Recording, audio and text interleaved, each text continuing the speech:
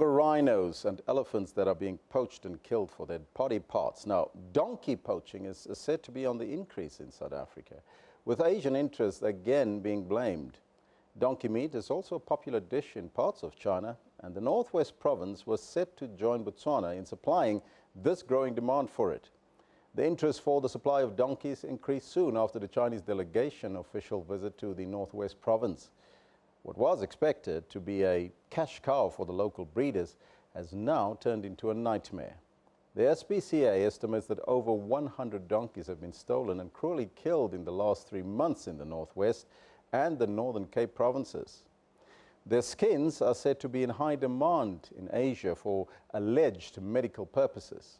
China needs 8 million donkeys per annum to satisfy the ever-growing domestic market, whereas the current supply is only 1.8 million. Now, to talk to us about their relationship with China regarding the supply of donkeys to the Chinese market, we are joined from our Mahikeng studios by the Northwest MEC for Rural Environment and Agricultural Development, Manketsi Tlhape. MEC, a very good morning to you and welcome. Good morning, sir, and good morning to the viewers at home. What is your reaction to the latest trend of donkey poaching as well as stock theft and meat trading that is currently underway in the Northwest?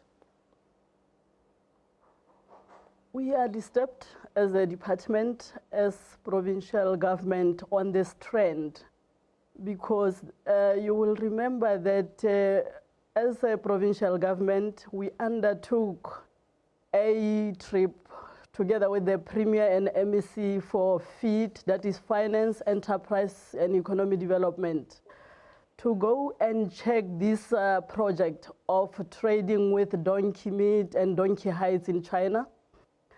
Coming back, we also spoke to our communities. We gave them information that the department and provincial government is going to undertake a business proposal, comprehensively slow, so that we exploit this donkey trade market. Now, with what is currently happening, we are working together with South African Police Service to curb this scourge of exploiting donkeys.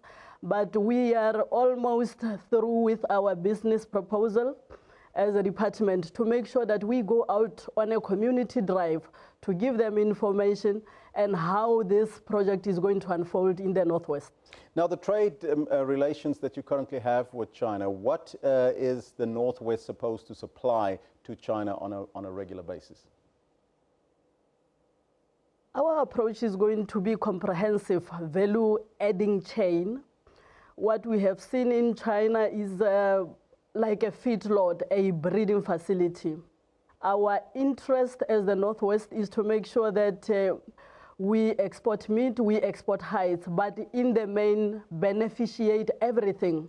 That will entail donkey cultivation or production facilities.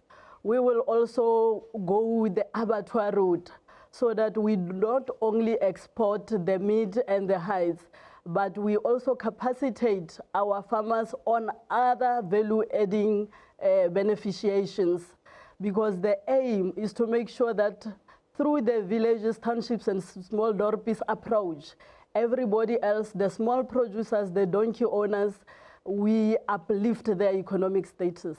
Now, talking about those small dorpies and communities, in Zeerust, reports suggest that the chiefs are taking advantage of the situation there and they're exploiting it, they're stealing and ripping off the local community from their donkeys. What is your response to that and what is the action that you're going to take against these actions? That requires a multi-pronged approach, a multidisciplinary approach. First and foremost is what I'm saying, the community mobilization and awareness, to give them the appropriate information as to how this is going to work out. Number two, we need to collaborate and work together with the law enforcing agencies. We have to work together with SPCA because the inhumane handling of animals, the inhumane slaughtering of animals in itself is criminal acts. Now, it will need a multi-pronged approach in order to curb what is currently going on, if ever this what has been alleged is true. The Northwest government, the local breeders there, are they ready to supply this huge demand of donkeys to China? They are ready. Each time we go on media and talk about this, the interest is there.